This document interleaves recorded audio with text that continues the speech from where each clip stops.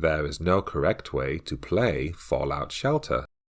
Fallout Shelter is a make-your-own fun game. How you play and how you have fun is up to you. For example, you could train everybody in your shelter to be an Ultra Dweller with top stats. Alternatively, you can play for the special rewards that appear via your objectives. You can work towards getting 100 dwellers. Or perhaps you can play with a focus on quests. Alternatively, you can try to create a self-perpetuating base that runs on its own without your intervention. You only get the free pet once. When you download and install Fallout Shelter, at some point early in the game, you will receive the free pet carrier. This is a one-time occurrence. You do not get the free pet carrier again. Even if you uninstall the game and re-download it, you will still not receive the free pet. The free pet isn't a big deal. There are plenty of places where you can find and even earn new pets. For example, the game offers up pets randomly during quests and during in-game objectives.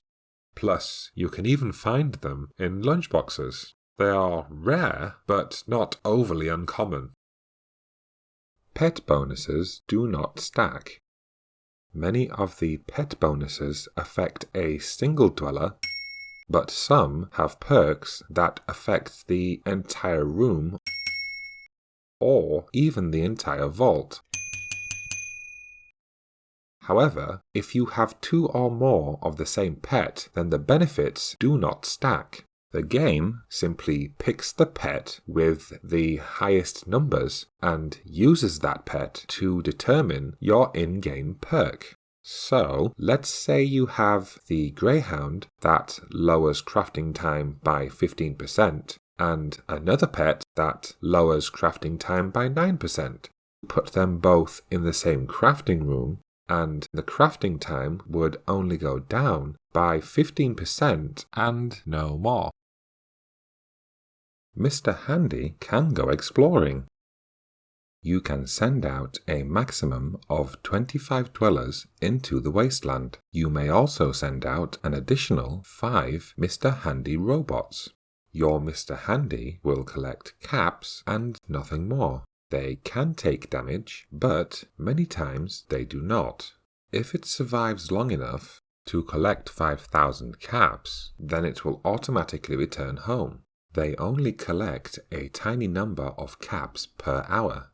Take a look at these wilderness times and see how little the device has collected. I would only suggest you send out Mr. Handies into the Wasteland if you have too many Mr. Handies and they are milling around your vault doing nothing productive.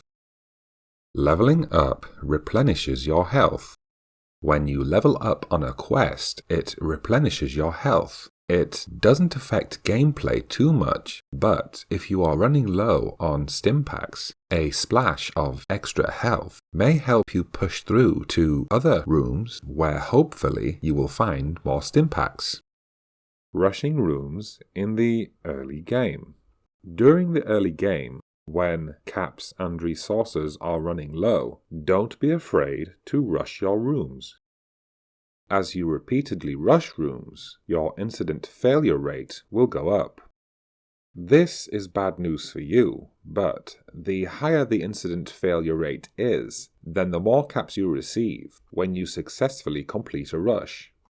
The amount of caps you receive is equal to the incident failure rate. Before you rush a room, you should probably give some of your dwellers weapons, so that they may more easily handle whatever creatures decide to spawn if you fail the rush. Give your dwellers outfits that increase their luck. Incident failure rates are reduced dramatically when your rooms contain lucky dwellers. Here is Mr. Low Luck. His luck statistic is 1. And here is Mrs. High Luck, who has a luck stat of 10. Note that if I wish to rush his room, the incident failure rate is 36%. However, if I wish to rush Mrs. Hyluck's room, the incident failure rate is only 21%. Now, as may be unexpected, the larger and more upgraded a room is, the more difficult the incidents become. Another slightly unintuitive thing is that the luck statistics within a room do not stack. As you know, each dweller has a luck statistic born from their base statistics and from their outfits. When dwellers are placed in a room, the game will average out their luck statistics, which it then uses to formulate the incident failure rate. This means that having a single dweller with a high luck statistic will actually yield better results than a room full of dwellers who had middling luck statistics. Make friends in the Wasteland. You will come across objectives that ask you to make friends in the Wasteland. Your dwellers will make friends out in the Wasteland without any input from you. If you read their diaries, you will see what they have been up to, and you will see that they make friends as they go. If you get a quest that goes something like, make 3 friends in the Wasteland, then send out somebody with a high charisma stat, preferably wearing an outfit that makes them more charismatic. Do this, and your dweller will make friends out in the Wasteland a lot more efficiently. Use WSAD on PCs and laptops. If you are finding moving a little too tricky on a PC or laptop, I do suggest you try using WSAD on your keyboard to move up, down, left and right, so that your mouse cursor is free to more efficiently play the game. If you would prefer to use your mouse to navigate, then try adjusting the cam zoom speed and the cam scroll speed. The cam zoom speed dictates how quickly you zoom in and out when you use the middle mouse wheel. The cam scroll speed controls how quickly the camera moves when you put your mouse pointer near the edge. Isolate your rooms to stop certain incidents from spreading. What you can do is to isolate your rooms to stop mole rats, rad roaches, and fires from spreading. Radscorpions will burrow into any random room they wish, so if your dwellers are significantly weakened, don't rush any rooms if your vault has over 50 dwellers. Here I build a power generator that is not touching the wall of another room. It is isolated. I put the lady into the room and rush it. Mole rats appear, and I have her run away. The mole rats hang around for a little while, and then they go away and she returns. Now, she returns because the crisis is over. And in most circumstances, the mole rats would attack one room and move on to the next. In this case, they were isolated, they had nowhere else to go, and so they went away. Leave your best weapons in the vault after you reach 50 dwellers. How many dwellers you have in your vault determines what sort of attacks you will experience. If you have 45 or more dwellers, then ghouls will start to attack from the outside. At 51 dwellers, you will start to see Radscorpion attacks in your vault. At 61 dwellers, you will start seeing DeathClaw attacks coming from outside. You should know that these counts are very specific. For example, if you have 61 dwellers present in your vault and you evict just one person so that you only have 60 people, at 60 dwellers you will not be attacked by DeathClaws. If you have upgraded a large 3-segment room and you have 51 dwellers or more, then even a Radscorpion can cause significant death in your vault. That is why, when you get to 50 dwellers, you should start leaving your very best weapons in the vault. As you look at your vault, consider which rooms will be attacked first, and consider giving the people in those rooms your best weapons. Manipulating the dweller population numbers for objectives. Attacks from ghouls, Radscorpions, and DeathClaws are dependent upon how many dwellers are present in your base. It is not judged by your dweller count, only by how many dwellers are physically present in your base.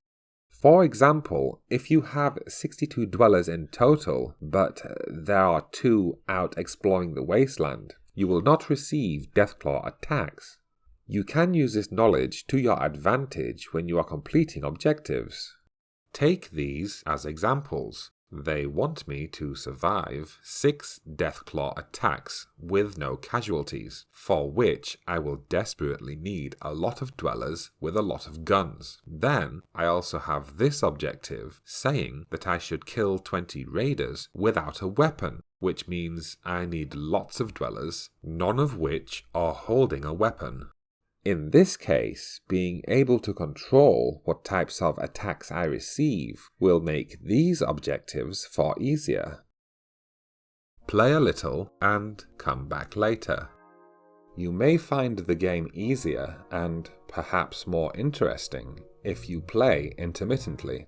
By this, what I mean is that you play at random intervals throughout the day, perhaps playing in short sessions rather than playing in large chunks.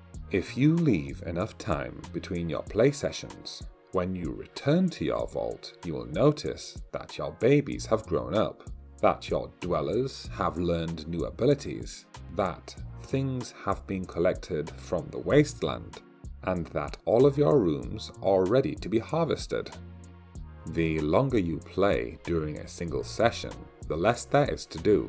You often find yourself waiting for something to happen, or using a Nuka-Cola to speed things up.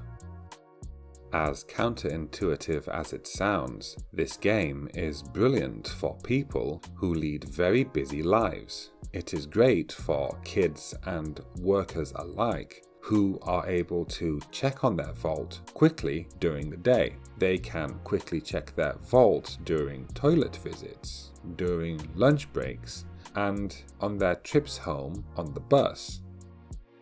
There are times when playing for longer periods is recommended. My previous advice is true, but there are certain times when playing over a longer period is recommended. In fact, Mr. Handy robots exist so that you may leave your game running and play in a very passive way. The Mr. Handy robots allow you to create a semi-autonomous vault that runs without your input. This allows you to do other things on your computer or on your phone. As I mentioned in a previous tip, playing in short, sporadic bursts is a very easy way to get ahead in a very efficient manner. However, playing for longer sessions has its benefits too. For example, random Wasteland encounters will only happen if you have been sat playing the game for a while. Random Wasteland encounters don't happen if you're jumping in and out of the game with short, sporadic sessions. There are certain objectives you cannot complete unless you play with the game running. For example, if an objective asks you to level up a number of dwellers within the vault, you cannot level them up while the game is off. Another example is when an objective asks you to survive a certain number of Raider, DeathClaw, or Ghoul attacks. If you are only playing for short periods of time, perhaps in 5-minute sessions, it is very unlikely that you will receive any Raider, DeathClaw, or Ghoul attacks. To echo my earlier point, the game is best played in small portions throughout the day.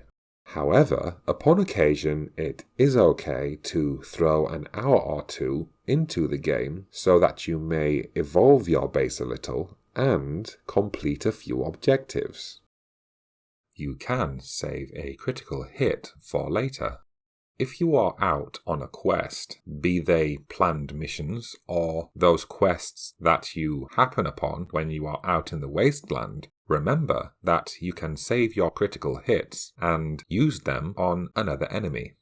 As you can see from this video, I can perform a critical hit, but I do not. Instead, I let my character kill the enemy, and then, when I get to the boss, I have a critical hit already and waiting to be used. Take note that critical hits can be saved while on the same mission, but that is all. Your critical hits will not carry over into the next mission or quest. Play more than one vault at a time. Fallout Shelter allows you to have 3 vaults running at any one time, and I recommend that when you play, you have at least 2 running. This allows you to experiment away with one while grinding out and playing with the other. Plus, there are many times when there is nothing better to do than to sit around and wait for something to happen in your vault. When that is the case, you can simply switch to another vault and see what needs doing there. Fallout Shelter is a real-time running game, which means things keep happening in the game even when the game is turned off. Now, things like vault raids don't happen and the Mr. Handies don't function, but otherwise everything keeps running. This means that if you have 3 vaults running, you can exhaust all of the activities in one vault and then switch to another vault and do the same. Switching from one to the other means you spend very little time simply sitting around waiting for something to happen. If you are the sort of person who doesn't like having to leave a game and come back later, then this is one way to keep the action going without having to buy Nuka-Cola bottles. What are all the things that Nuka-Cola bottles do? In Fallout Shelter, the ultimate spendable commodity is Nuka-Cola bottles. So here is a quick rundown of exactly what they do. Speed up Wasteland travel times. You can use Nuka-Cola bottles to get to and from quests faster. You may also use them to return home from the Wasteland faster. 1 Nuka-Cola bottle buys you 2 hours of travel time. Craft items instantly. Again, a single bottle buys you 2 hours. So be wary of overspending if you can wait a few minutes and save a bottle. Also, take note of the required dweller stat. Fill the crafting room with dwellers who have the highest numbers in that stat. Then, dress those dwellers with outfits that further improve their stats. This will lower the amount of time required to complete the item, which means you need to spend fewer Nuka-Cola bottles to rush along the crafting process. Skip more than 1 objective per day. Every day you are allowed to replace 1 objective with another for free. If you wish to skip more than 1 objective, it will cost you, in the first instance, 2 Nuka-Colas. If you wish to skip another on the same day, then it costs 3 Nuka-Colas, and so on and so on. The more you skip objectives in a single day, then the more Nuka-Colas it costs, up to a limit of 62 bottles per skip.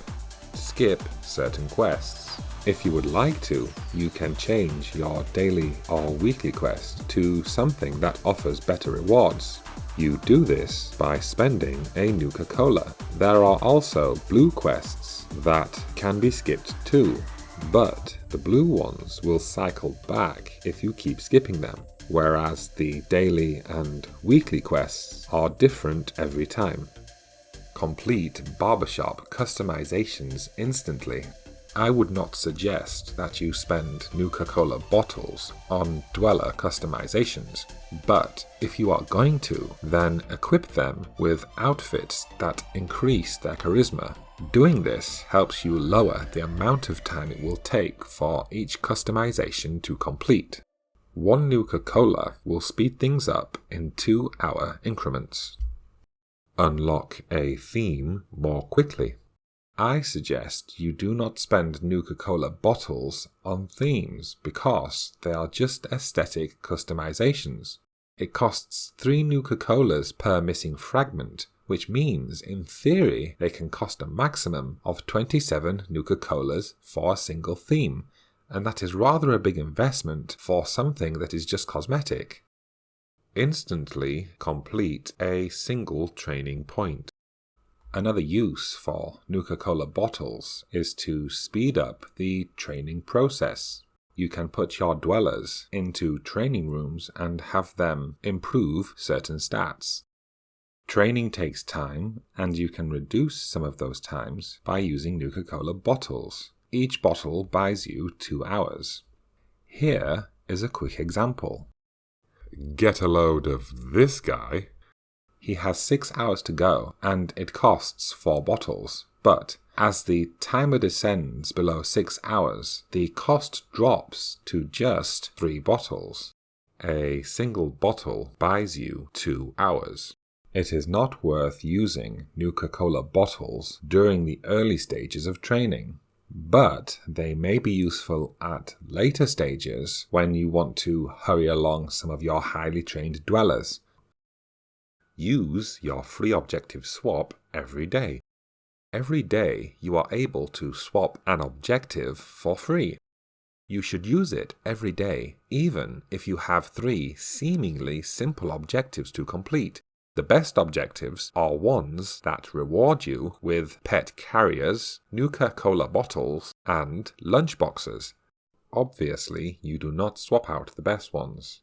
In fact, do your best to achieve them as quickly as possible. You should use your free objective swap every day because every time you swap an objective or achieve an objective, the random number generator kicks in and there is a chance that your next objective will feature a far better reward.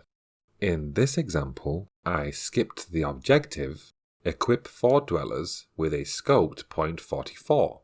I did this because I am early in the game, because I don't have a weapon crafting room, and because it would take my dwellers days to find 4 scoped .44 guns in the wilderness.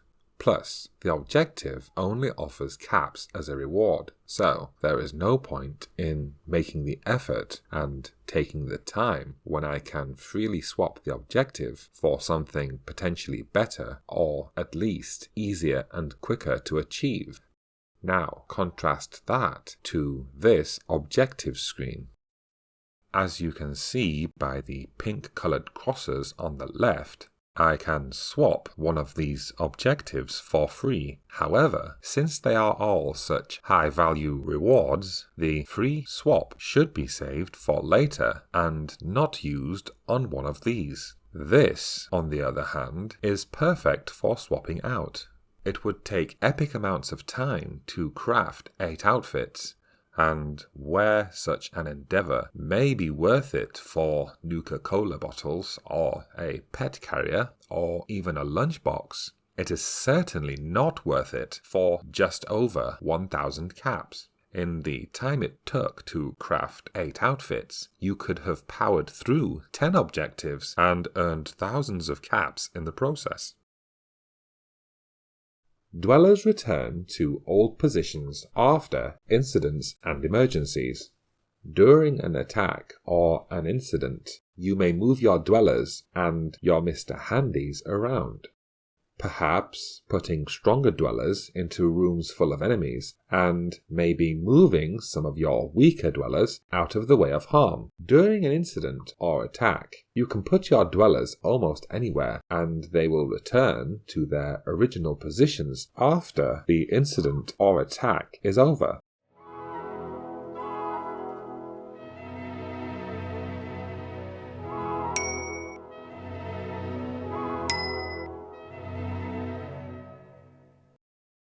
Don't be afraid to scrap a vault that isn't working out. The truth is that if you are willing to play for long enough, then every vault can work out. Unless, of course, you are playing on survival mode. But with that said, if you are taking my advice from earlier about playing more than one vault, then do not be afraid to scrap one that isn't working out very well, especially if your vault is pretty new. The fact is that sometimes you get yourself into a situation where the amount of effort and time required to fix a vault and make it useful, make it fun again, give you something to do, it's simply not worth it.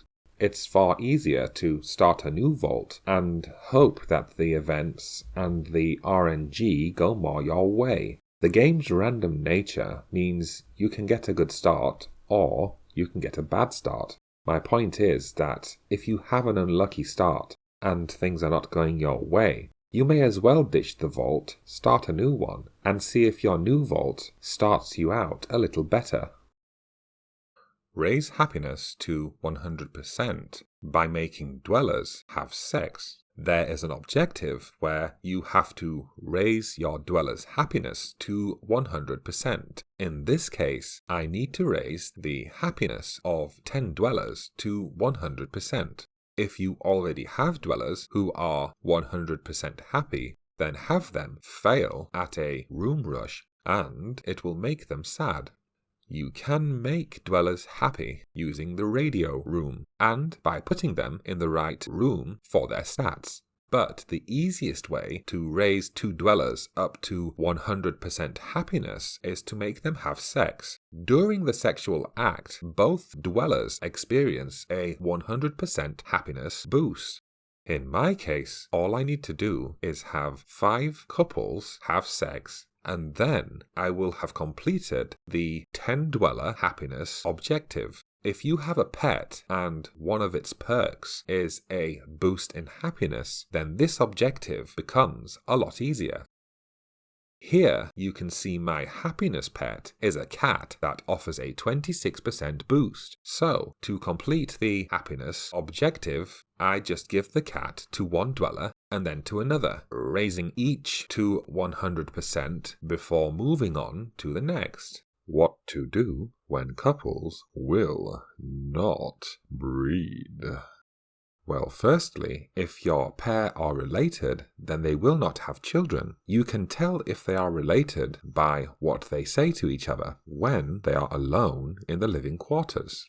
If they are related to each other, they will make generic, non-romantic comments.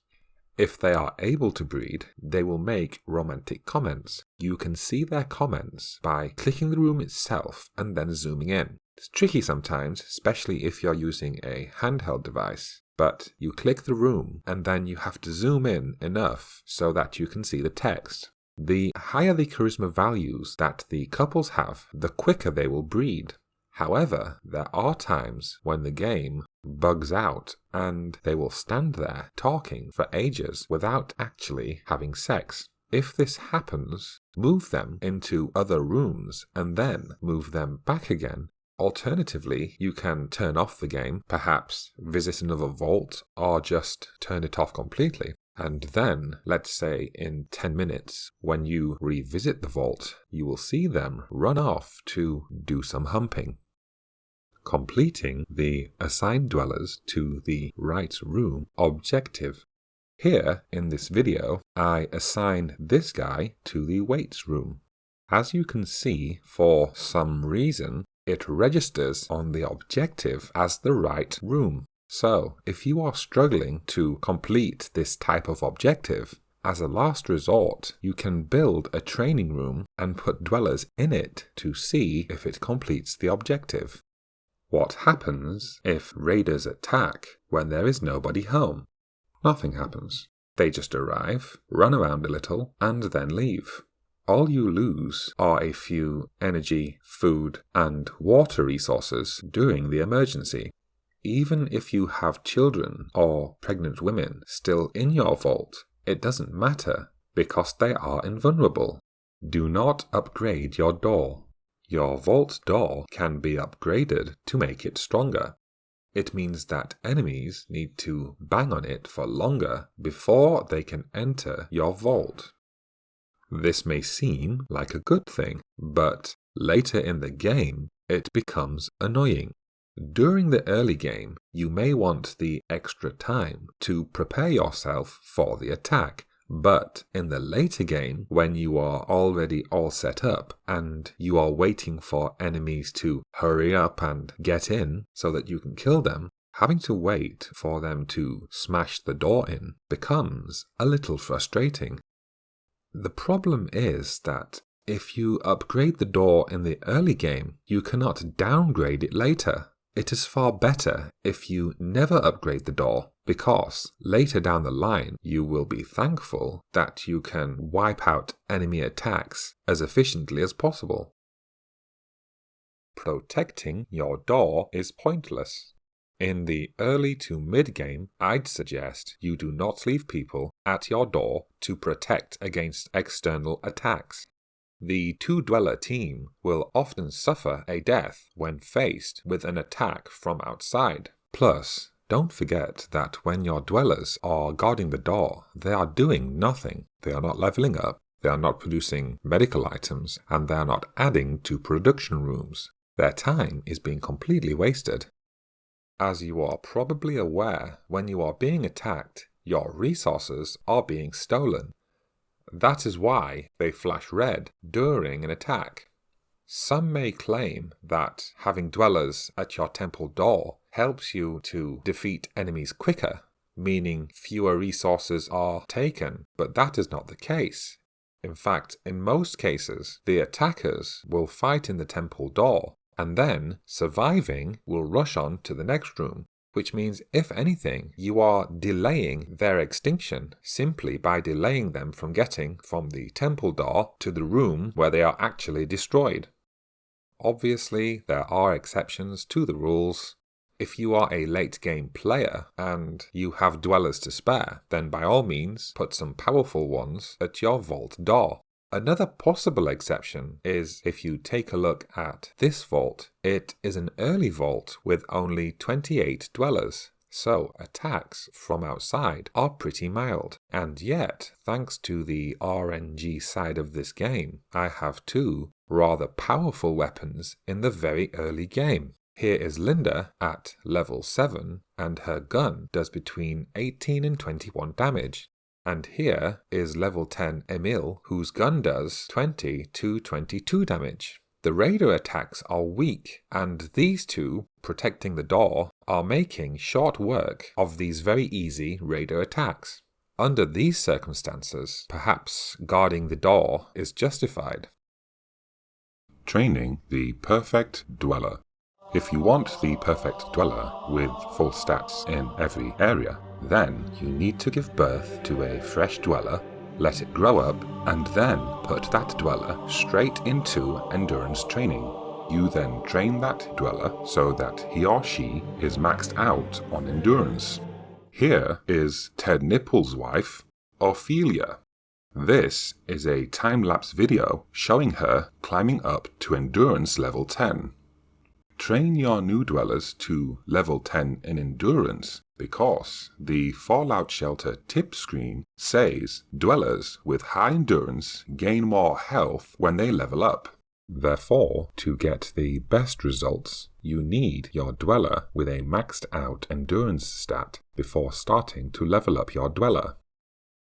If you are looking to create a super dweller, one who has full stats and is at level 50, then the next stat that I suggest you train is intelligence. A dweller with higher intelligence will level up more quickly. Once you have your super dweller who has every stat maxed out and who is at level 50, then you have what most people call a super dweller. These dwellers can be improved ever so slightly further with legendary weapons, legendary outfits, and legendary pets. Still, your super dweller is perfectly suited to both go out into the Wasteland and for use in quests. Creating super dwellers can be fun, and I do suggest you try it, but remember, your game has a shelf life. in that it is only fun for as long as you make it fun. Does luck help you out in the Fallout shelter? Sometimes, when you harvest the resources in a room, you receive a random caps bonus. If the dwellers in the room have high luck stats, then you are more likely to receive this caps bonus.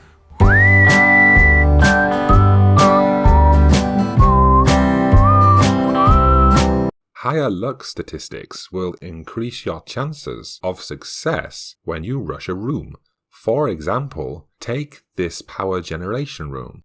Rushing it has a 28% chance of failure, but once I put the formal suit on Arthur and improve his luck stats, the incident rate goes down to 26%. If you get an objective, such as successfully rush X amount of rooms, then load the rooms with very lucky people and you will have a much easier time. Does luck help you out during quests and in the Wasteland? While on quests, if you have a higher luck stat, then you are more likely to receive critical hits. Here is a dweller named Lucky. She is wearing lucky formal wear. She has a rusty lever-action rifle, and her overall luck stat is 17. Here is a dweller named Unlucky. He also has a rusty lever-action rifle, but his overall luck stat is at number 1. Keeping score of which dweller gets a critical hit, you can see that the dweller with the highest luck stat is the one who gets the most critical hits.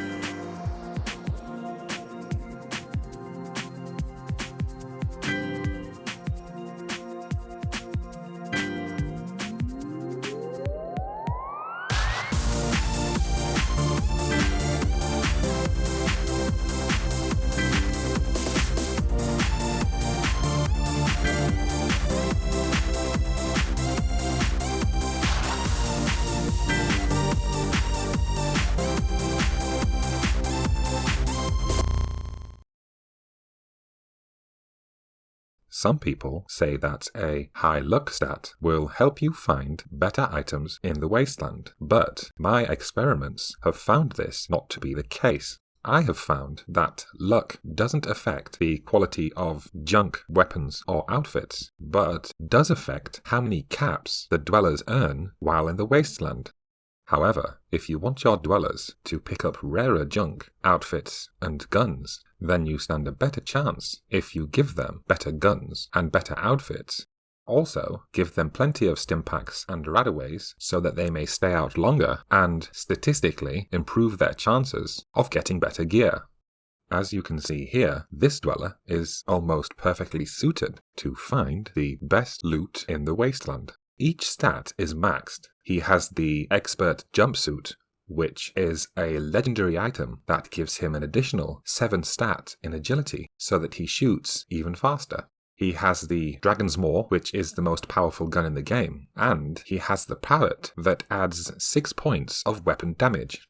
If he were at level 50, he would be the most powerful a dweller could possibly be, and ergo, most suited to get the best loot at the most efficient rate.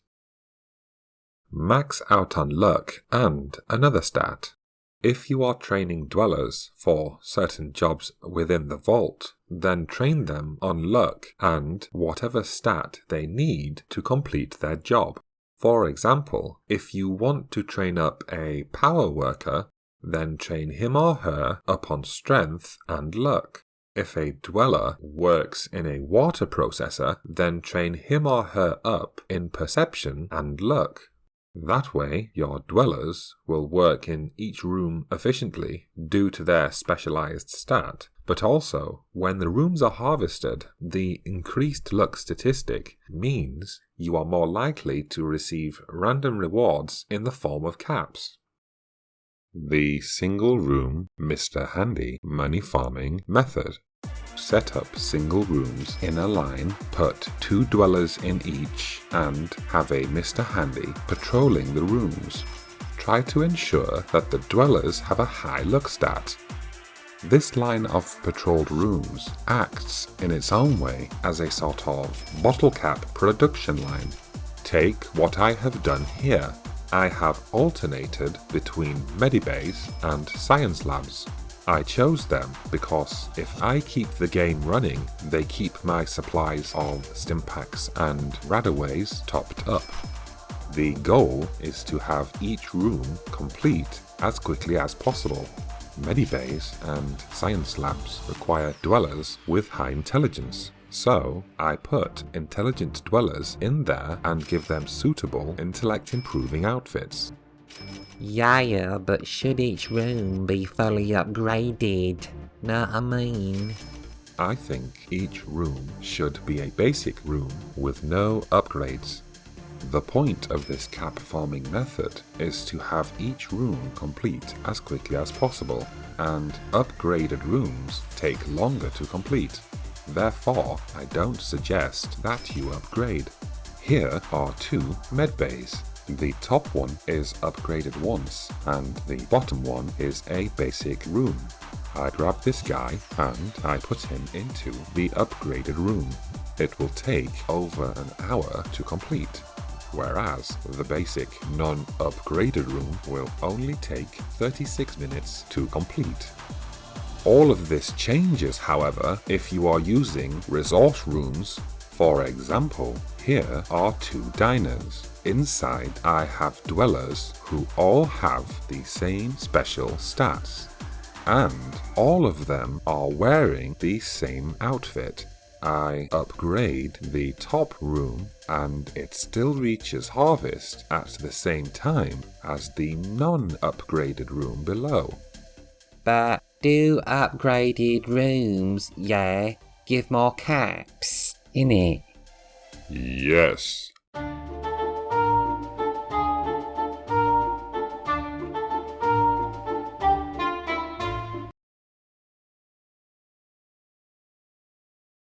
Are there fewer random attacks when you are offline?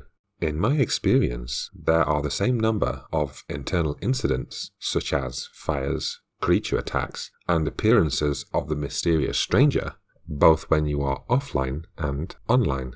But while offline, attacks from outside, such as from raiders, ghouls, and DeathClaws, seem to be significantly less frequent. The problem is that external attacks are randomized in nature, which means any testing I do cannot draw a conclusive result. Just press the Stimpak and RadAway icons. You don't have to rely on the plus and minus symbols when giving out Stimpaks and RadAways. If you wish, you can click the icon and the dweller will automatically receive a maximum number of Stimpaks or RadAways. In many cases, it's easier to click each icon and then perhaps subtract a few before sending your dweller out. Send dwellers into the Wasteland to save on food and water. There are many reasons to send dwellers out into the Wasteland, and one of them is to save on your food and water resources. As you can see, when you send your dwellers out into the Wasteland, your requirements for food and water go down. Being in the red for too long is bad because dwellers lose life when you do not have enough food, and they gain radiation if you do not have enough water. If you are perpetually running low, then send out some dwellers into the Wasteland until your supply outweighs your demand. Then you can bring back your dwellers one by one as you work to increase your resource-making productivity. Keeping dwellers out of the way for a while. Let's say that your vault is really suffering because you have too little water and food. Your dwellers are losing life and gaining radiation, so you send your dwellers out into the Wasteland. But the trouble is, they have already lost so much life that they won't survive very long in the wilderness. What do? The most common advice I have read online is to let them die out in the wilderness and then revive them later when you have the money. Here is a less costly way of doing things. You send your dwellers out into the wasteland and then recall them while they are still alive. They will return and stand outside of your vault indefinitely without taking damage. While they are stood there, they do not cost you food or water. This means you can get back on top of things and then slowly bring in your dwellers one by one at a rate you can handle. This way, you may wrestle control of your vault at your own pace and without having to pay to revive dwellers. Dwellers come to no harm when they are returning from the wasteland. If your dwellers are wandering around and getting themselves killed, then simply send your dwellers out into the wasteland to collect junk and caps. In essence, you are getting rid of some of your more troublesome dwellers just for a short while until you have something for them to do. You don't have to worry about kitting out your dwellers with great gear. You don't have to give them a gun, and you don't have to give them Stimpaks. It doesn't matter if the dweller only has a small bit of life left when you click to recall. This is because a dweller cannot be harmed while returning to your vault. Sending out your useless dwellers is a very good early game tactic, especially before you have built the Overseer's office. A pleasant tactic is to recall your dwellers at night just before you go to bed, so that in the morning when you wake up, your dwellers are waiting safely at the door, loaded down with caps and junk you can use to craft items and better your base. Earning experience in the wasteland. Dwellers will level up faster in the wasteland if they have a stronger weapon. The stronger the weapon is, then the less likely it is that your dweller will run or hide while in the wasteland. Since dwellers only receive a tiny bit of experience for running and hiding, it is something that you want to avoid. There are two things that make a dweller a little more brave in the wasteland. The first is a very strong weapon, and the second is a higher level. Here is Stephen, who is unarmed. He ran away from suffered 2 damage and earned no experience.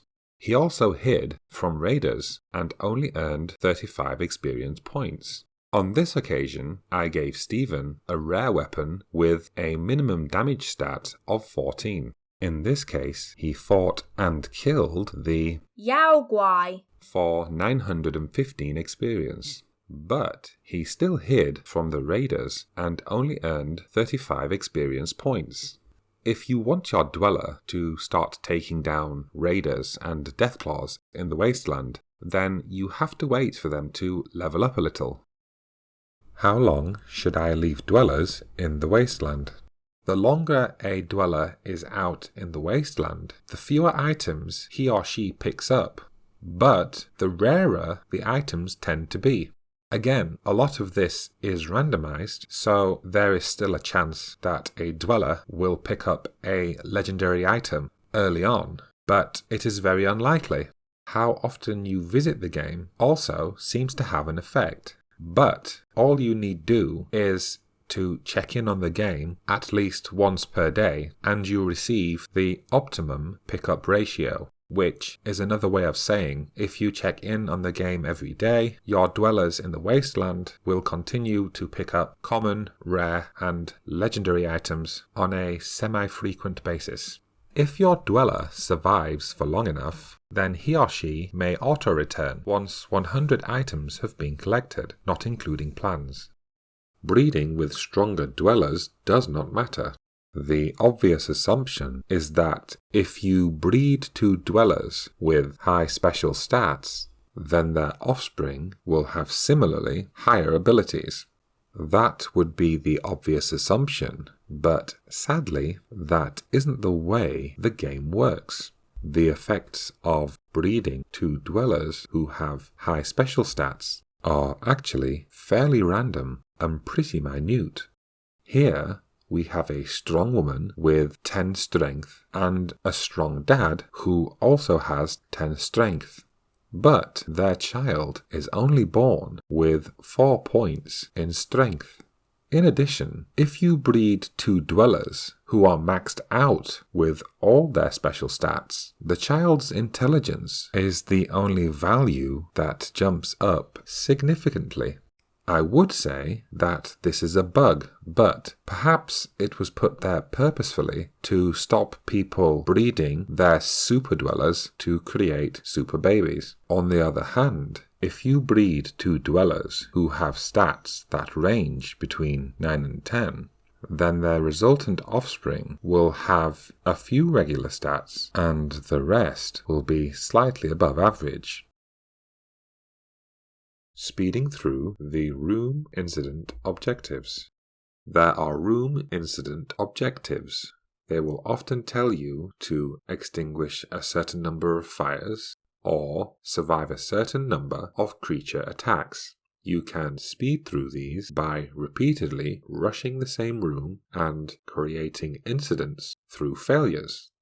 To do this most efficiently, put two of your higher level dwellers into a single medbay and equip them with the best weapons and outfits that you have. Obviously, if the objective is to kill a certain number of enemies without a weapon, then do not give the dwellers a weapon. Make sure the medbay is a single room and do not upgrade it. A single room with no upgrades will spawn very weak incidents. Look at how quickly my dwellers dispatch the radroaches. Rush the room and you will cause incidents. Keep rushing the room until all the incidents you need are fulfilled and the objective is completed. Your dwellers will take damage, but you are in a medbay, which means every time you succeed when you rush a room, you get Stimpaks to use on your injured dwellers. Also, if you need mole rats or Radscorpions to spawn, then have soil touching at least one side of your room. As you can see here, the room is surrounded by other rooms and has an elevator to the right. Mole rats consider elevators to be rooms, so you may create incidents all day in the adjacent room and nothing will happen. However, when I send my dwellers over here, where the left-hand side of the room is touching soil, then out come the mole rats. Radscorpions will appear when your rooms are surrounded by other rooms. If you are looking for just radroaches and fires, then surround your room with other rooms, and remember to keep your strongest weapons equipped in case any Radscorpions decide to turn up. Do not upgrade your room if you are looking for fires, because they occur less frequently in upgraded rooms. What to leave running overnight? As mentioned earlier, this game runs in real time, which means the best things to leave running overnight are things that take a long time to charge or complete. For example, while you are sleeping, leave dwellers in training rooms, in crafting rooms, and set dwellers off on quests that take hours and hours to reach. Prioritize the sorts of things you would normally have to rush with Nuka-Cola bottles. Good things to prioritize overnight are things like item crafting, dweller training, and dweller pregnancy. If you put somebody in the radio room, then there's a good chance that when you wake, the radio room will be charged and ready to offer a new dweller. As for babies, try to get the courtship out of the way and have the dweller pregnant before going to bed. If you put two dwellers into the living quarters and then turn the game off and go to bed, when you start the game in the morning, they will hug and go have sex. You then have to wait for the pregnancy to finish before the child arrives, which is very time consuming. Whereas, if you wait for them to have sex first and actually have the woman pregnant when you turn the game off and go to bed, then when you wake up, there's a good chance that the dweller will be ready to give birth. Generators, or reactors, may offer a trickle of free power. It is either that power generators and reactors give out a little free energy by simply existing, or there is some sort of power storage to capacity ratio that rewards you for having more power generation rooms. Take this example here. My energy is in the red, and I was having trouble keeping things in the green.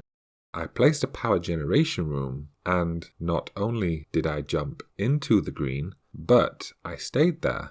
I didn't put a dweller in the room, but for some reason, my current power production was quite adequate to keep me in the green. In short, if you are really having trouble keeping your energy supplies in the green, and you cannot add dwellers into your power generation rooms, then before you start deleting your rooms, try adding a power generation room or two. Gather a resource in under a minute objectives. There are objectives where you have to gather water, power, or food in under a minute. During the early game, they are pretty easy, but they become more and more difficult as your vault progresses. They can actually become very frustrating, so here are a few tips on how to power through the more difficult ones. Build several rooms with your desired resource. In my case here, the desired resource is food. You will probably destroy most of these rooms later, but do upgrade the ones you intend to keep. Preferably assign dwellers who have a high luck stat and/or who are wearing luck-boosting outfits. Having the right stats for the room in question is a big help too. In my case, the right stat is A for agility. You may also notice that some of the dwellers are wearing red overalls, because that too increases their agility. I would have rather kitted them out with outfits that increase their luck, but at the time I didn't have enough outfits for everybody. Each room doesn't have to be fully staffed. In fact, in my version of the vault here, some rooms only have 2 people in them. Once this is done, I leave the vault and either turn off the game or I go and play one of the other vaults for a short while. If you leave the room long enough, then when you come back, all of your rooms should be charged and ready to be harvested. This even includes the rooms that had just 1 or 2 people in them.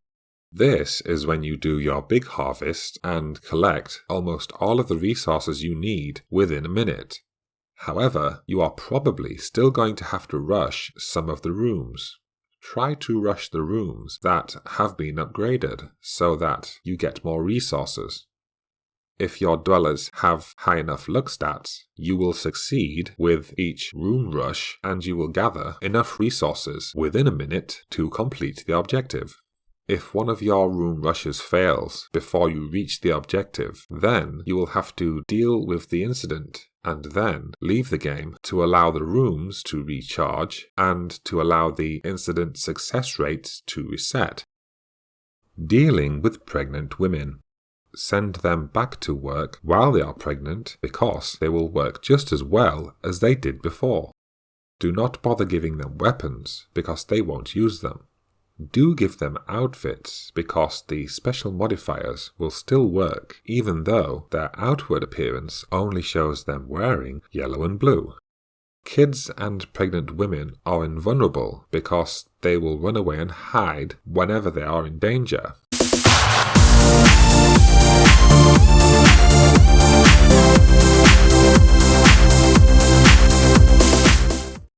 Windowed view is easier on your CPU. There were times when I was playing on a full screen and my PC's fan was buzzing like a motor scooter.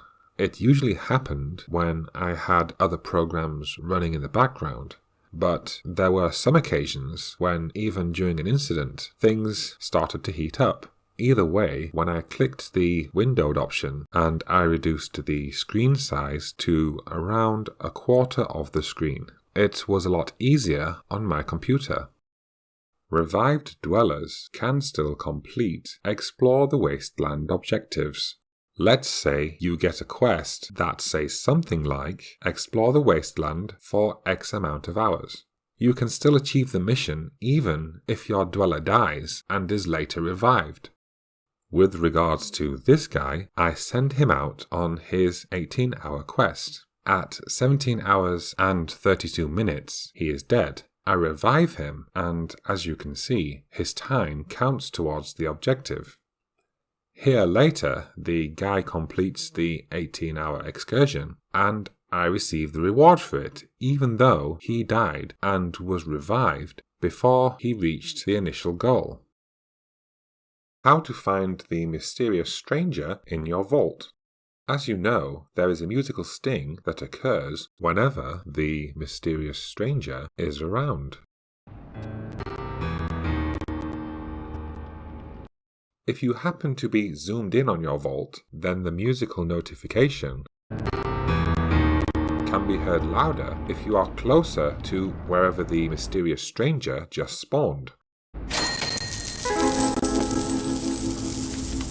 Some people claim they can use the volume of the musical sting to determine where the mysterious stranger is located. The musical sting is a sound effect, so in the options you need only keep the soundbar turned up, and you may keep the music slider on mute or down to 0. Look for the hidden guy in elevators. He is very easy to spot in an elevator because the green light is on, but the elevator is not moving. If you have an objective where you need to find the mysterious stranger a certain number of times, then you are better off playing the game windowed on your PC or laptop, and then do something else while you wait for the musical sting. If, on the other hand, you are playing on a phone, then keep the game active and nearby so that you can hear the music when it plays. But find something else to do while you wait. Perhaps make a bear out of clay. Or maybe accidentally drop your nachos into cooking oil and seriously consider still eating them. Alternatively, you could create a low-budget animation about an owl with commitment issues. See ya! On average, while the game is running, an event happens every 3 minutes, which may extend up to 10 minutes if you are interrupted by a random Wasteland quest. This means that roughly every 3 minutes, one of several things may happen. These things include attacks from outside, or vault incidents, or random Wasteland quests, or the mysterious stranger turning up. You will notice that as you progress further through the game, these random events will become more varied. This means that as you progress through the game, your chances of a mysterious stranger spawning in your vault will become lower and lower.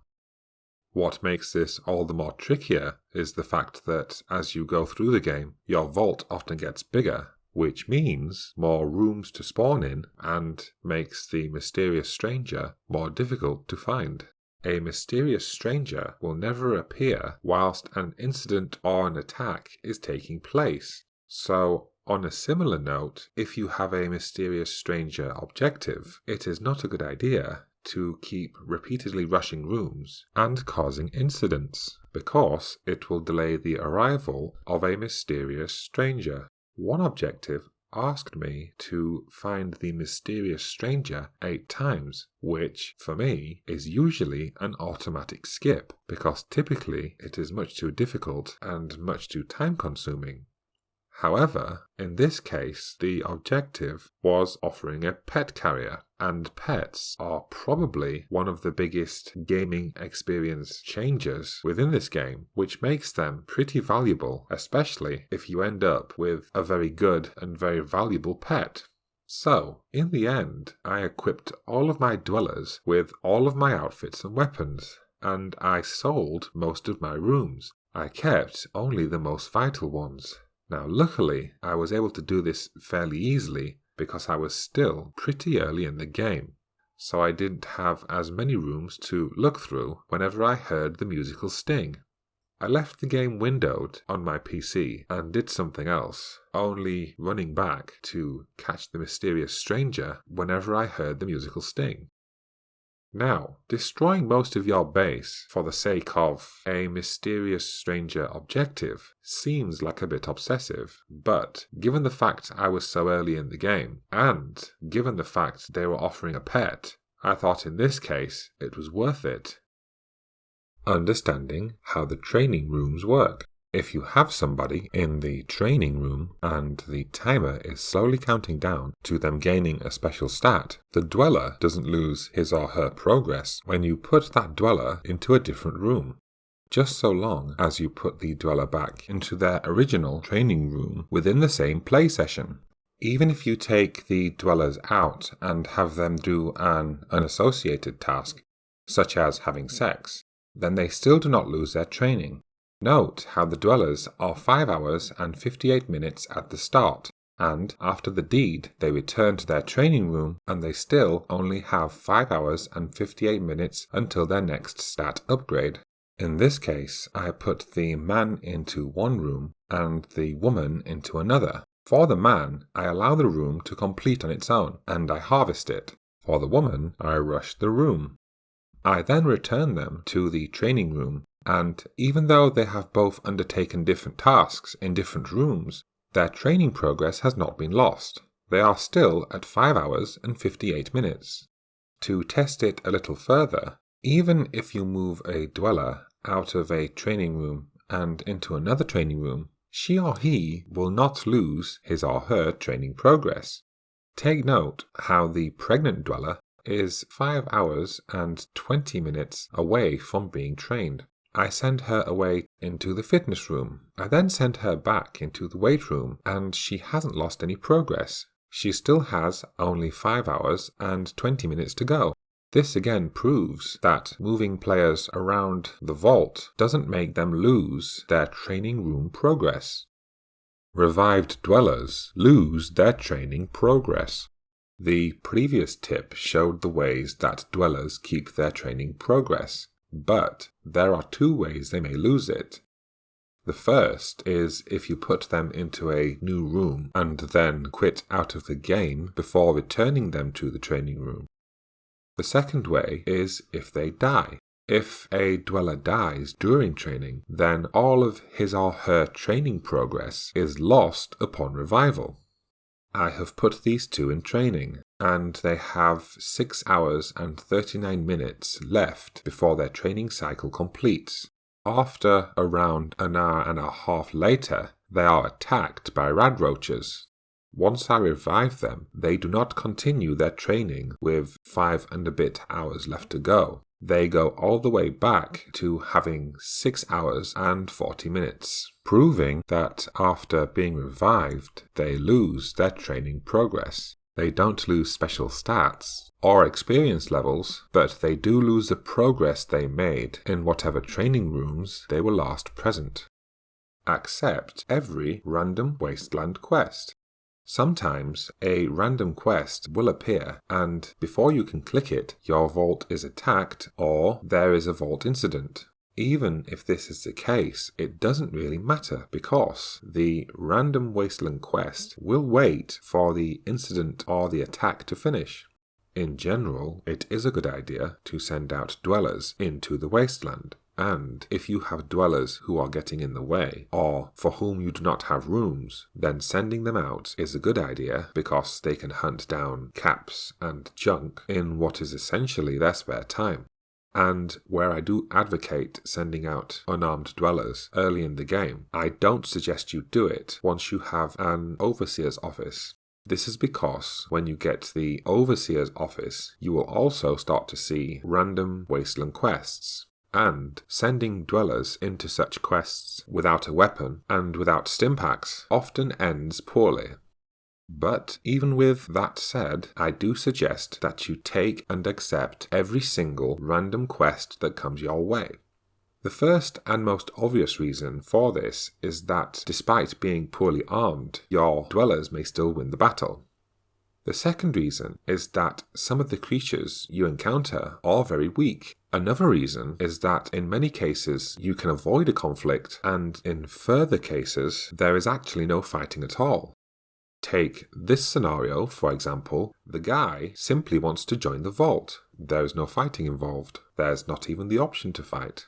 Plus, if you accept every quest, then the worst that can happen is that you have to pay to revive a dweller if he or she dies. Control the direction of enemy attacks on your vault. I set up my vaults with residences at the top and only one elevator at the end. It makes it so that the enemies only ever attack in one direction. They go this way, and then this way, and then this way. Since I know the direction they are going to take, I can place my best fighters with their strongest weapons in the rooms that are hit first. Under normal circumstances, the enemies rarely make it off this floor. Building the vault in this manner takes a little planning from the beginning. So here is my first setup. Once I have earned over 3,000 caps with this setup, I can start remodeling my base. With this setup, the rooms at the very top cannot be deleted without first deleting every room and every elevator in the vault. Rooms that generate power, food, and water will need to be deleted at a later stage and replaced with reactor rooms and Nuka-Cola bottler rooms, whereas residences stay the same the entire way through the game. So put them at the top of the vault and they need never be moved. Scrapping weapons is often better than selling them. Junk is more difficult to find than the caps you receive for selling your gun. Unless you are short on storage space, you should probably scrap your low-powered weapons and use the junk to craft new items later in the game. Rarer weapons are worth more caps, but you also get better crafting items when you scrap better weapons. You could scrap the low-powered, rare, and legendary items, and then use the rare and legendary scrap to create more powerful weapons. I realize that in doing so, you are running the risk of not getting any scrap at all, but it is often worth taking the risk simply because the lower-powered weapons are probably never going to be used anyway. Failing quests becomes a problem. It probably goes without saying that you should prepare pretty well for your quests, making sure to give your dwellers the best outfits along with a good supply of Stimpaks and RadAways. Do not give them your best weapons, because at the very least your top 6 weapons should stay in the vault. But, by all means, do give your questers some good weapons so that they don't get destroyed the moment they set foot into a questing area. If you fail a quest and die, you will need to pay to revive your dwellers, and you cannot give them extra gear or Stimpaks once they are revived. All you can do is restart the mission the same way you started it last time. If you do not have the required number of caps right now, you can leave your dweller dead and then go back to your vault, grind up some more money, and use that to revive your dwellers.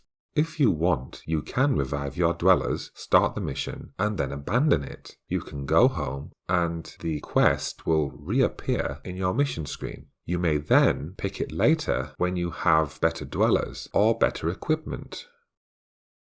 The good news is that if you decide to revive your dwellers and have another try at the mission, the game area doesn't change. Under normal circumstances, every time you enter a quest, most of the rooms are randomized as to if there are enemies in there and if there are items and what those items are. When you revive and retry a mission right away, without going home first, the monsters and the loot stays the same as it was when you first entered the quest area. The loot and enemies are only re-randomized when you completely restart a new quest. They are not re-randomized when you are simply reviving and retrying. This means you have a rough idea of where the enemies are and where the loot is, which means if you are underpowered, you could purposefully miss some of the enemies and just head straight for the loot, or for the NPCs, or for the enemies or bosses. That way, you may stand a better chance of surviving the quest. The easiest quest in the game. By far, the easiest quest in the game is the journey to the center of Vaultopolis. It only takes 30 minutes to get there, and you receive a reward that includes 2 Nuka-Colas and a pet carrier, which are 2 very valuable rewards. When you get there, the vault is just 1 room, and you have 3 options for your reply. No matter what your reply, the mission is complete. You cannot get it wrong. After you have given your reply, click the items in the room, collect your prizes, and then breeze on home. It is the easiest quest in the game and probably the quickest. Dwellers do not level up in the radio room. No matter what you have the dweller doing in the radio room, he or she will not gain any leveling progress. This is unlike in other rooms where dwellers gain leveling experience for working. This lady spends 3.5 minutes in the radio room and her leveling meter doesn't rise at all. Whereas this lady, who is also at level 22, you can see that after just a minute her level experience has grown a little. Also, as you can see by this video, once a room is completed and waiting to be harvested, your dwellers do not gain any further experience until it is harvested and they can start work again. Mr. Handy does not count as a weapon or a casualty. You are going to come across missions that tell you to kill a certain number of creatures without using a weapon. This means your dwellers cannot have any weapons equipped. Every room that the enemies enter needs to be filled with dwellers who have already been stripped of their weapons. Even though Mr. Handy has a flamethrower, his use in battle is not considered the same as using a weapon. Does it count as no casualties too? If Mr. Handy dies during an attack, it does not count as a casualty. Here you can see my Mr. Handy is destroyed by DeathClaws. However, when I finally kill them off, I still get the objective reward for surviving a DeathClaw attack without taking casualties. Perform a number of perfect critical hits. Take some of your higher level dwellers to a quest that only requires lower leveled dwellers. Equip weak handguns and take the maximum amount of Stimpaks and RadAways. Try to send dwellers with a higher perception rate or dress them in outfits that increase perception because this will slow down the critical hit feature. If you can also send in dwellers with a higher luck statistic, then that is good too, because it will generate more critical hits as the quest progresses. The point of all this is to take on the quest where your dwellers shoot as many shots as possible. That is why you take lower powered weapons, because each enemy will require more shots before being killed. The reason you take higher leveled dwellers on lower leveled quests, and the reason why you take plenty of healing items, is because you don't want your dwellers to die while they are chipping away at enemy health. As you can see in this video, I get the chance to perform critical hits in almost every enemy-filled room, which gives me a higher chance of getting lucky and getting a perfect critical hit. The quest being played here is the Whack-A-Mole quest, which conveniently only allows you to take a .32 pistol into the battle, so it worked out pretty well for completing the perfect critical hit objective. Timing the critical hits. It seems when it comes to this subject, different tipsters offer different methods. My favourite method is to count 5 oscillations before hitting, which I feel helps me get the rhythm. When I have a run of bad luck with critical hits, I just look away, and often I hit a perfect critical by chance, simply because I am no longer overthinking it. To make things easier on yourself, use dwellers with a high luck stat because they are more likely to get critical hits. Players with high agility will shoot more frequently, which may help you generate more critical hits in a shorter space of time. Also, dwellers with a high perception rating will have slower critical hit meters, which may be helpful if you have an objective that is asking you to get perfect critical hits. Just to prove it, here we have a dweller with 17 stats in perception and 10 in luck. And here is another dweller who has 10 stats in luck but only 2 stats in perception. Note how the dweller with a very high perception has a very slow critical hit marker, whereas the dweller with low perception has a very fast critical hit marker. Again, here the dweller with low perception has a very fast critical hit marker, and the dweller with high perception has a very slow critical hit marker. Since 17 is the very highest possible perception stat, this is as slow as you can make the critical hit marker move. The size of a training room doesn't directly alter its effectiveness. If you were to take a room with 4 people inside, and note how the guy on the far left has 4 hours and 35 minutes left to go.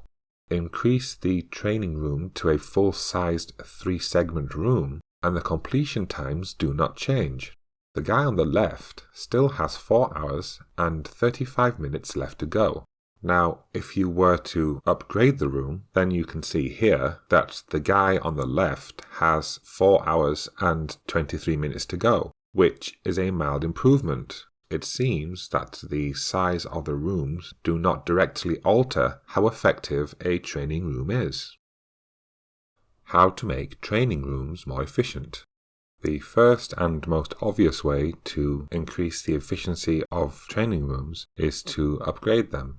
The more upgraded a room is, then the quicker the dwellers are trained. Just to prove it, the lady on the left has 12 hours 50, and after the first upgrade, it goes down to 11 hours and 46. After the final upgrade, it goes down to 11 hours and 15 minutes. As stated in the previous tip, the room size does not directly affect how efficient the training room is, but the more people you put into a training room, then the less time it takes for each dweller to train their stat. The most efficient way to train people is to merge 3 rooms and fill it to capacity, and to upgrade the room to level 3. Just to prove it, here is Grandma Murphy, and she has 1 hour and 26 minutes until completion. I throw a few other dwellers in there with her, and suddenly her completion time has gone down to 1 hour and 19 minutes. Crafting legendary weapons. In the weapons factory, you can create common weapons. Upgrade it once, and you can create rare weapons. Once you have 75 dwellers, you may upgrade your weapons factory so that you may create legendary weapons. The problem is that you also need 60,000 caps, which is not easy to come by. Getting the legendary weapons factory upgrade should be a bit of a priority. because your time is better spent crafting legendary weapons than it is crafting rare or common weapons. However, since the price is so prohibitively high, I wouldn't suggest rushing all the way up to 75 dwellers until you have close to 60,000 caps. Put pregnant women in training rooms. During the later stages of the game, when enemies become very strong, it may be worth putting pregnant women into training rooms. They are non-combatants, which means they will abandon a room whenever it is attacked, leaving whomever is left to fight alone. A room full of pregnant women is fine because they will scatter. The problem occurs when just 1 or 2 dwellers are left to take on dangerous enemies. Arranging your dwellers for better efficiency. If you are really getting into the game, and you are planning on spending a lot of time going hardcore on the game, then make arranging your dwellers easier by naming them based on what they are best at doing. For example, dwellers with a high strength rating could be named Power because they work best in power generation rooms. The great thing is that you do not have to name them Power 01 because the game doesn't mind duplicate names. So, if you pick these dwellers to do other things, like go on a quest, then you know by their name where to put them back once the quest is over. Also, this makes using the clipboard function a lot more efficient. Merge 2 rooms objective. The cheapest way to complete this mission is to search your build menu for the room that costs the least. Build that room, then build one next to it so they merge. Destroy the double room you created and repeat the process until the objective is complete. The reason this works is because whenever you buy a room, the price goes up for the next time you buy it. When you destroy the room, prices return back to what they were before you bought it. This makes the build and destroy method the cheapest and fastest way to complete the merge room objective. The craft a number of outfits objective. Pick the quickest outfit to create and then increase the stats of each dweller to make it go even quicker. The pre-war suburbanite or polka dot dress takes very little time, so, for example, pick the polka dot dress and fill your workshop with dwellers with high intelligence because that is the stat that makes polka dot dresses manufacture more quickly. Give the dwellers outfits that increase their intelligence too, such as the lab coat, and they can produce the polka dot sundress fairly quickly. Survive X feral ghoul attacks with no casualties. Have 6 people in the first utility room with 7+ weapons to slaughter all of the ghouls in just one go. Have at least 35 people present in your vault, not just a population of 35. They need to be present in the vault to trigger a feral ghoul attack. Luckily, feral ghoul attacks happen in groups of 6, and each one you kill counts towards your objective. This means that when compared to raider attacks, a feral ghoul objective can be completed a lot more quickly, and if you have one of the pets that multiplies objective completion, you can complete these objectives within a single attack. Kill X Radscorpions without a weapon. Quickly complete this objective by keeping your in-vault population to above 50 dwellers. Build a small, single medbay with no upgrades. In there, put 2 dwellers and a Mr. Handy. Keep rushing the room until you have completed the mission. Even dwellers with maxed out stats should be outfitted. Even if a dweller has a maxed out special stat, you should still give that dweller an outfit for extra stats. Give your dwellers outfits even if said dwellers have full special stats already. For example, here are two ladies in a radio room. Both of them have full charisma, and there is 28 minutes until completion. Now, I put nightwear on each of them, adding 5 charisma points each, and the completion time goes down to 20 minutes. As you can see, the outfits still have an effect even after a dweller reaches maximum stats.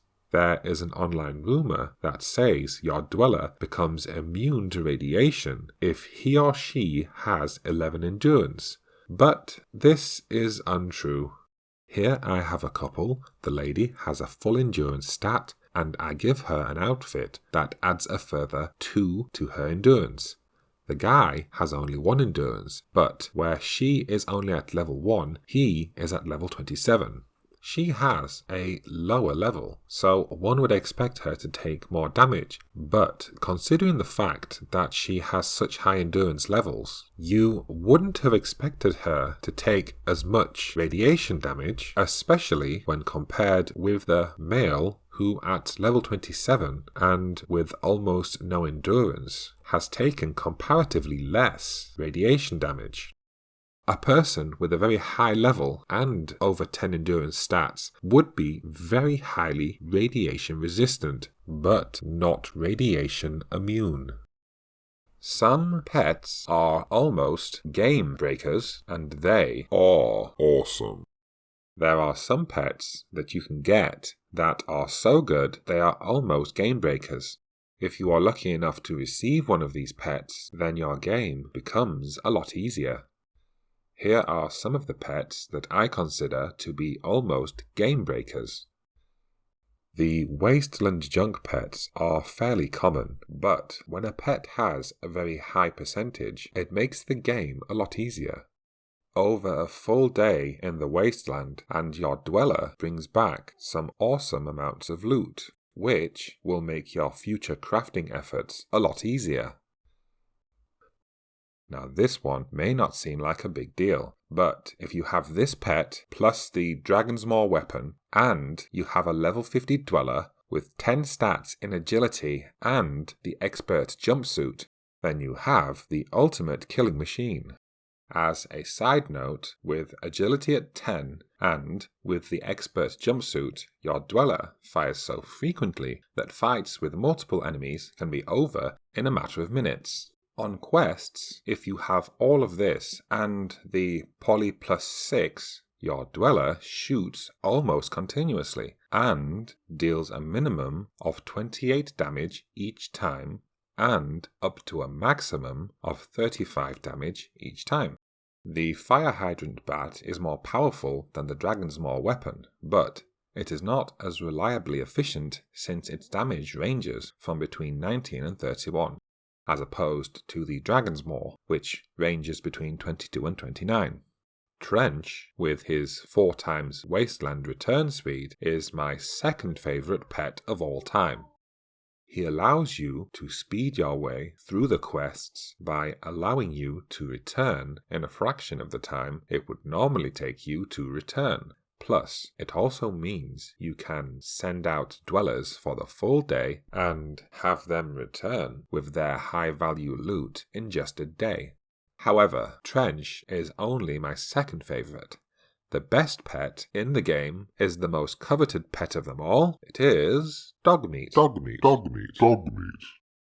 Dogmeat allows you to complete up to 3 objectives in just one go. There is a Vault Tech Parrot who has a ×2 or ×3 objective completion, and that pet counts too, but Dogmeat, a woof, will always be my favourite.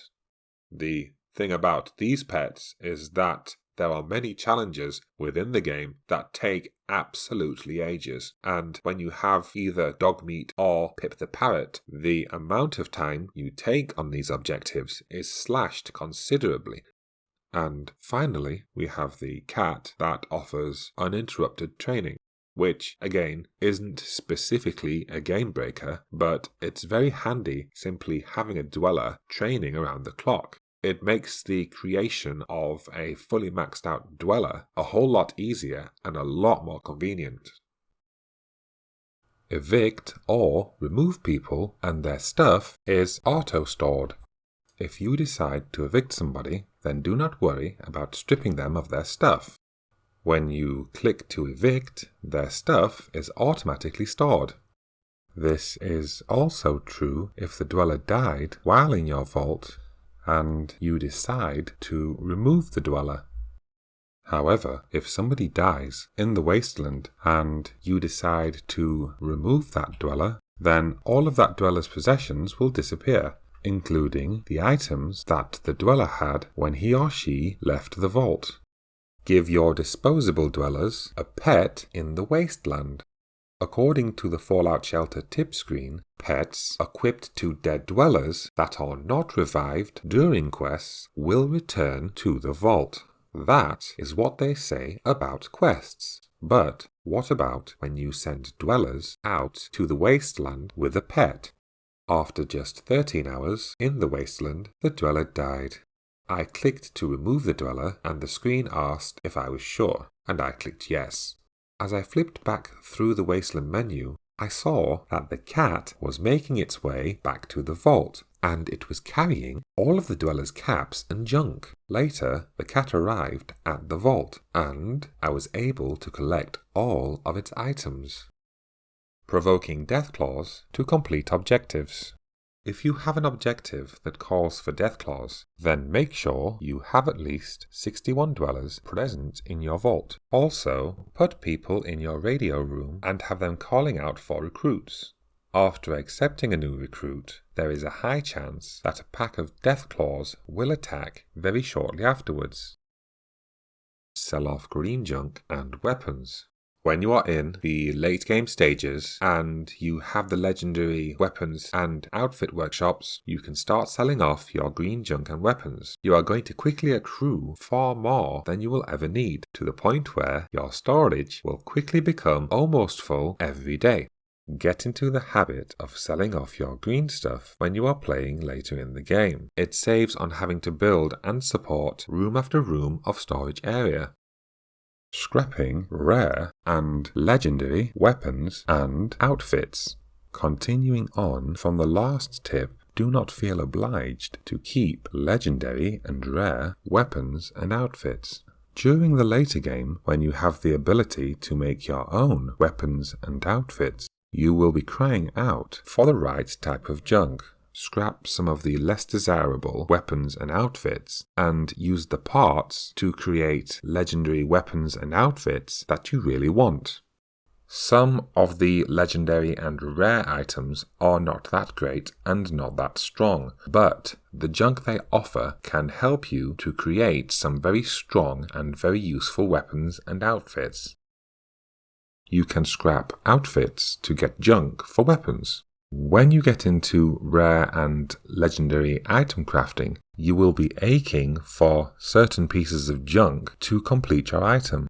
Rather unintuitively, the junk you receive when you scrap an outfit is often the type of junk you need to create legendary weapons. My point being that if you desperately need a piece of junk and you don't want to scrap any of your current weapons, consider scrapping your rare or legendary outfits. The most efficient harvesting method. Let's say you have a bunch of dwellers with high stats, and they are in a fully upgraded room. They are probably going to produce at a fairly fast and consistent rate. The most efficient way to collect is to have a single Mr. Handy stationed in the room. Notice how quickly the Mr. Handy harvests the room. Compare this with a level that is full of rooms, and look at how long it takes for the Mr. Handy to reach the power room that needs harvesting. Though having a single room is the most efficient method for harvesting your rooms, you can only have one Mr. Handy per level.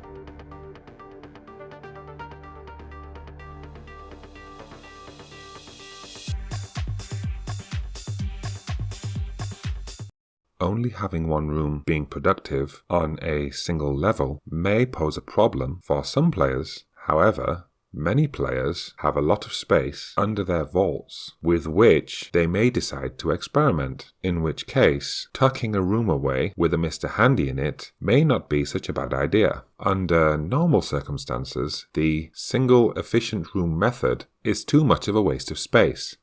But don't forget that the isolated rooms will not allow incidents to spread, except for Radscorpion attacks. And so this playing method may appeal to some players. Build medical rooms for stockpiling healing goods. As you may have noticed, when you upgrade your storage rooms, the amount of junk, weapons, and items that you may store goes up. See, here we go from 900 storage, upgrade to 945, and upgrade again to 995. However, when we drop in a medbay, it shows the total amount of medical storage for the entire vault. In this case, it is 55 units. I upgrade the medbay, and it is still 55 units. I upgrade again, and it is still at 55. This is because medical item storage is not dependent on how upgraded a room is. So, when I build several medbays, the storage capacity goes up from the original 55 units to a storage capacity of 205. The same rules apply for science labs and RadAways, but I wouldn't recommend that you build similarly large rooms for science labs because you will use more Stimpaks than RadAways. So there's no need to store as many RadAways as you do Stimpaks. When you build medical rooms for the purposes of medical storage, don't upgrade them. That way, the incidents that spawn within the room will be fairly weak and therefore easier to deal with. My Stimpak and RadAway generation happens within my line of single fully upgraded rooms that I mentioned earlier in my tip about farming caps using the single medical room method. As a reminder, there are single rooms, science labs, and medbays alternating. They are fully upgraded and they are staffed with dwellers who have a high luck statistic and a high intelligence statistic, and all that happens is that these rooms create Stimpaks and RadAways at a fairly consistent rate, but they also generate quite a few caps through the game feature that randomly gives away caps to rooms that have a higher luck quotient. These rooms on their own offer a bit of storage, but the bulk of the medical storage comes from the larger medical rooms that I built earlier. Protecting areas that are exposed to dirt. Your bottom floor is probably going to be exposed to the dirt, which means you are vulnerable to mole rat attacks. As your base grows, you may have trouble weaponizing your dwellers. As the mole rats move up through your base, they can cause a fair amount of disruption that makes the game more difficult, and for that reason I would suggest that you give a weapon to every dweller on your bottom floor.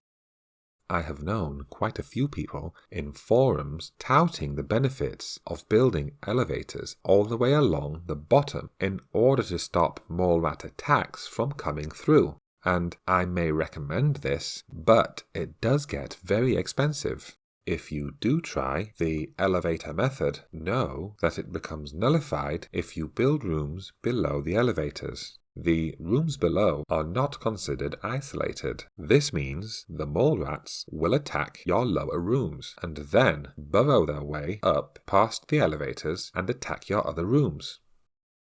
The Nuka-Cola bottler does not produce Nuka-Cola bottles. The final room that you unlock is the Nuka-Cola bottling room, and, rather frustratingly, it doesn't produce Nuka-Cola bottles. The Nuka-Cola bottler actually produces food and water, and it is best operated by dwellers who have a high endurance stat. You need 100 dwellers to unlock it, and its only purpose is to save you space during the later game. This is only because it allows you to remove all previous water and food producing rooms, replacing them with your Nuka-Cola bottler. Fallout Shelter is a good game. The logic is that a game has to be good, otherwise I wouldn't have spent months obsessively experimenting to find the best ways to play. But there is something about this game that grinds my gears, and I think the problem is that the game brushes up oh so close to greatness that when it falls short I find it very frustrating. You see, for a freemium game, it does a lot of things right. There's nothing in the game that is permanently locked off. Everything can be earned through grinding. It doesn't make you wait to build buildings, and the waiting times for things like room harvesting and dweller training are not oppressive, and all in all, the game is pretty well balanced. What frustrates me even more is that it's one of the few games out there that is perfect for dropping in and dropping out, so that even if I were to spend 5 minutes on the game, I still feel like I've achieved something through playing. The problem is that every time I have played, I have reached a certain point in the game where there is simply nothing of interest left to do, and suddenly I hit a wall where I no longer find the game fun. What I'm saying is that I definitely give the game a thumbs up, and I do recommend that you download and enjoy it, especially since it's free. But I will balance that statement by encouraging you to take it slowly and to almost savour it while you have it.